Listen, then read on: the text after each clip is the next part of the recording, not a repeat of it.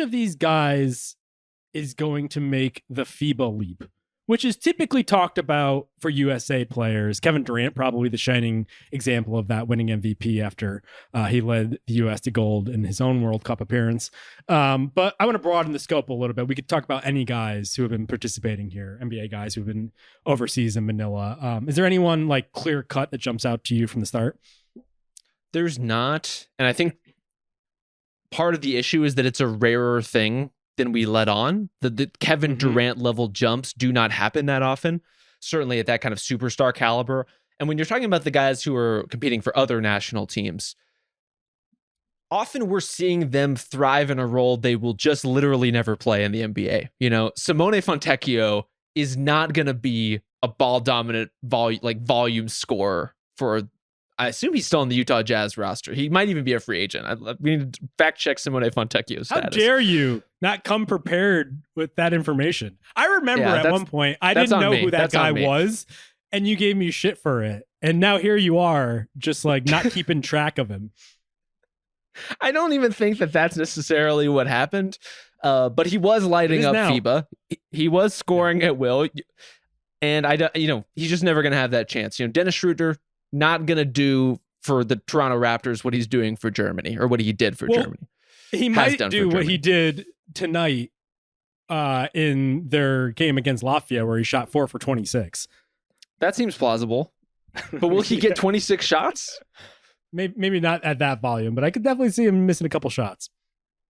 I think the biggest and most sensible jump candidate is Tyrese Halliburton. He's the guy who's gonna have opportunities. We've already seen him take a bump for sure. But what gives me that impression is when I watch Team USA, there are 3 guys on that team who are kind of undeniable right now.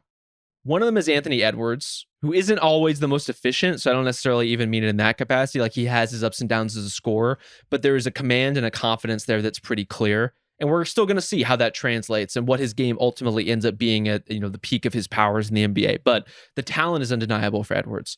Mikal Bridges is the second one, a guy who just shit happens whenever he is around, offensively and defensively.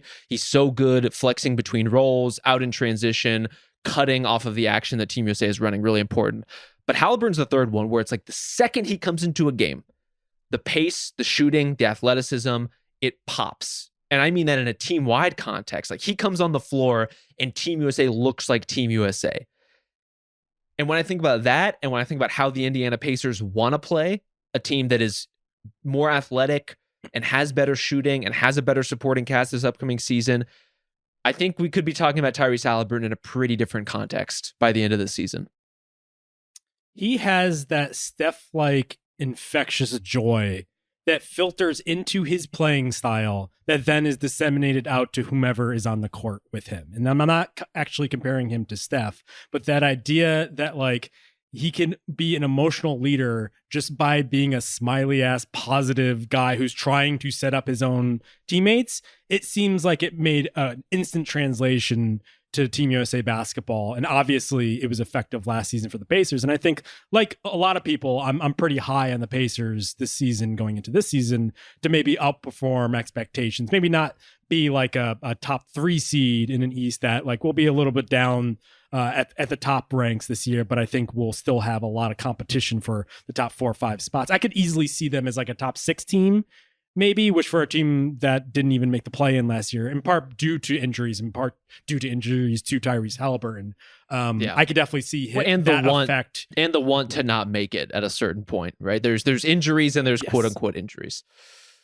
Yeah, he's been awesome. I, like you, had Edwards down.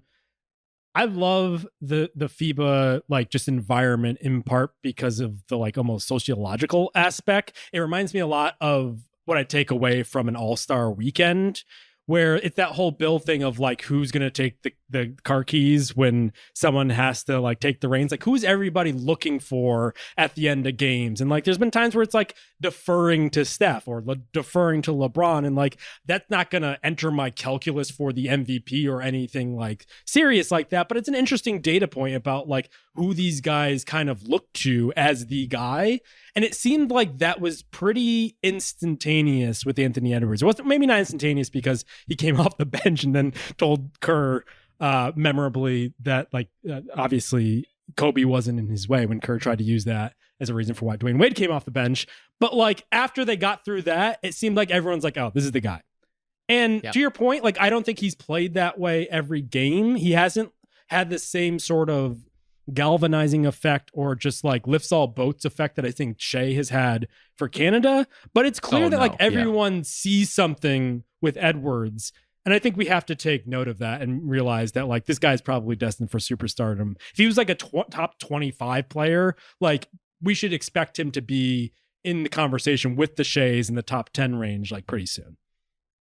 Yeah, how your peers respond to you and think of you, and in this case defer to you, is an incredibly meaningful data point, right? These are very high-level players. We're not talking about necessarily the LeBrons and Stephs of the NBA, but other all-star level players or quasi-all-star level players, or at least very good NBA role players, are all looking to you in these moments basically by default. And again, not because Anthony Edwards was handed the keys in ways other stars necessarily are, but it just kind of sifted out that way, where he was the guy who was willing and most importantly capable of taking that kind of responsibility and load, and he really wants it. And that stuff matters too, right? Who is the guy who's reaching for that kind of responsibility, who wants those shots instead of shying away from them? Edwards has always had that quality, sometimes to his detriment, sometimes to the point of forcing some stuff he probably shouldn't force. But you love the audacity with a player like that. And we're still waiting for that to translate to the all-NBA level that he potentially has in him. But maybe this is the season for that, or at least maybe this is a season where he kind of takes a meaningful step in that direction. Yeah, and the last guy I have down for USA is just Paulo Banchero. Definitely not on the like KD level of leap, but I could easily see him taking a step forward from like just like rookie of the year, clear-cut best guy in that class. With all due respect to Chet Holmgren, who hasn't had an opportunity to show what he could be. I actually think Chet Holmgren might be the leader for Rookie of the Year this year, but that's a whole separate conversation. Banchero clearly should be in the All-Star conversation this year. Like just so clearly talented in the way that he's basically downshifted to being a backup center and is still having a pretty substantial effect for that second unit, I think is notable. Now, like if the USA had an actual backup center, maybe they wouldn't have had so much of an issue with Lithuania. It's a whole other issue, but that's not Paulo Banchero's issue. And he seems to just like, he has it, whatever it is. And I feel like that's shown even though he is playing backup center, which is obviously not going to be his role for the Magic. Yeah, he's the kind of guy who, when we're talking about extrapolating FIBA play, it's more about, can you take elements of what's made you effective on the FIBA stage, right? This handoff game, some of the downhill stuff he's been able to get playing off of other really good shot creators, other really good guards and wings. That's something he hasn't really had in Orlando yet, and something that as some of his younger teammates come along and come of age, as Franz Wagner continues to develop as well, his capacity to play off of those guys is really promising. I don't know that I saw that out of Paulo last season, just in his time for the Magic. Like I was kind of figuring out, what is he going to be? Who is he going to be able to augment at a really high level? And this tournament, his performance, and it speaks really well of that, not only for who he's going to be for Orlando, but man, you bring this guy back with the utmost, like highest level superstars for the Olympics or any other international competition where his teammates are even better than this. He has even more to play off of. I mean, he could be incredible in those kinds of contexts as well, which that's a really promising and really interesting player when you're that kind of adaptable.